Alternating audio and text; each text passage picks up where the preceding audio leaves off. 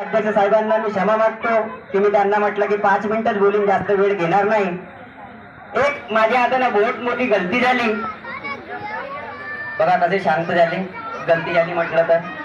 म्हणून आपण एक पांढरी रुमाल जे नवीन राहते ना, एक पांढरी रुमाल जशी नवीन राहते तिला जसं जसं आपण यूज केल्यानंतर थोडी ते काळी होत जाते किंवा त्याला जसं जसं कलर द्यायचा आहे आपण तसा कलर देत जातो. त्याचप्रमाणे आजचे जे हे सेवक आहेत आणि त्याच्यातला मी पण आहे, त्याचप्रमाणे सर्वांना सेवकांना कलर चढलेला आहे.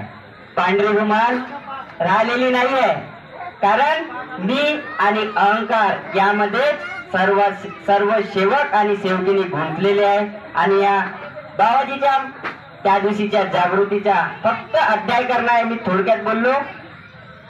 सेवक राहो या सेवकीन राहो या त्याचा मुलगा राहो किंवा कोणता पद अधिकारी राहो, या मार्गातला जो पण सेवक आज मी आणि अहंकारामध्ये गुंतलेला आहे.